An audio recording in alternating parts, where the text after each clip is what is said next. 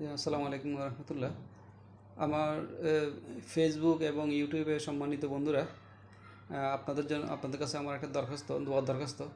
আমার মায়ের শারীরিক অবস্থা খুব একটা ভালো না। উনি ওই আমাদের ফেনী ডিস্ট্রিক্টে বন্যা কবলিত হয়েছে, সেটা আপনারা সবাই অবগত আছেন। ওই যখন বন্যা কবলিত ছিল, তখনই আমার মায়ের ওই ওষুধের একটি ওষুধ ইনসুলিনের একটু সমস্যা হয়েছিল। তারপরে ওনার শারীরিক অবস্থা খুব খারাপ হয়ে গেছে।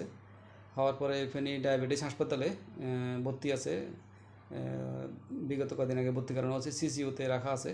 তো এখন সিসিউতে রাখা আছে ঠিকই, ওনার ডায়াবেটিসের কারণে ওনার কিডনিতে সমস্যা বা হার্টের সমস্যা এবং বিভিন্ন ধরনের সমস্যার কারণে এখন ফেনী ডায়াবেটিস হাসপাতালে ডাক্তারদের পরামর্শক্রমে ওনারা বলতেছে, হ্যাঁ আমাদের এখানে তো সিসিউতে অনেকদিন ছিল, এখানে ওনার ট্রিটমেন্ট ভালো হচ্ছে না, মানে উন্নত ট্রিটমেন্টের জন্য ওনাকে ঢাকা বারডাইম হাসপাতালে যদি আপনারা নিয়ে যান তাহলে এটা ভালো হবে।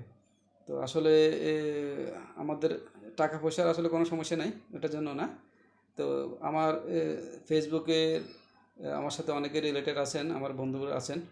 আপনাদের সবার কাছে আমার দরখাস্ত, এবং ইউটিউব থেকে যারা আমার বন্ধুরা আছেন, যারা দেখতেছেন, আমার সবার নিকট আমার মায়ের জন্য দোয়ার দরখাস্ত।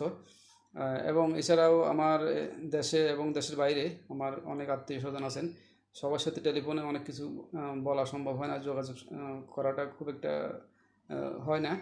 আহ, এখন বেশিরভাগই আমার ফেসবুক এবং ইউটিউবের মাধ্যমেই সবার সাথে মোটামুটি যোগাযোগ, সবার সাথে রিলেটেড। তো এখন সবার কাছে আমার মায়ের জন্য দরখাস্ত যে আল্লাহ যাতে আমার আমাকে সুস্থ করে দেন। ওনার বয়স এখন 65 বছর। আমরা আসলে 3 ভাই 5 বোন। আমরা আসলে 5 বোনের বিয়ে হয়ে গেছে, 3 ভাইয়েরও আমাদের বিয়ে শাদী হয়ে গেছে, আমাদের ছেলে সন্তান সবাই আছে। আমার মায়ের মানে এখন মোটামুটি বয়স অনুপাতে শারীরিক অবস্থা বেশি খারাপ হয়ে গেছে। 65 বছর বয়স। আমার বাবাও 65 বছর বয়সে মারা গেছেন 2017 সালে। তো এখন আম্মা জীবিত আছেন। আমাদের একটা রত্ন ছিল।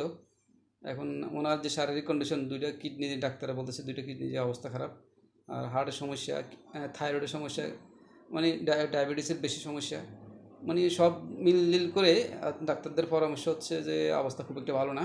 আপনারা দ্রুত যদি ঢাকা বারডেমে ভর্তি করান তো অন্ততপক্ষে কিছু ওনার ট্রিটমেন্টটা ভালো হবে। আর এছাড়া অন্য কোনো কোথাও হাসপাতালে নিয়ে যাইয়েন না, ডাক্তারদের পরামর্শক্রমে আগামীকাল আহ, সকাল 8টা থেকে 8টায় মানে অ্যাম্বুলেন্সে করে ঢাকা বারডেমে ভর্তি করাবো। আপনাদের সবার কাছে সর্বশেষ আবারও বলতেছি, সবার নিকট আমার মায়ের জন্য দোয়ার দরখাস্ত। আসসালামু আলাইকুম।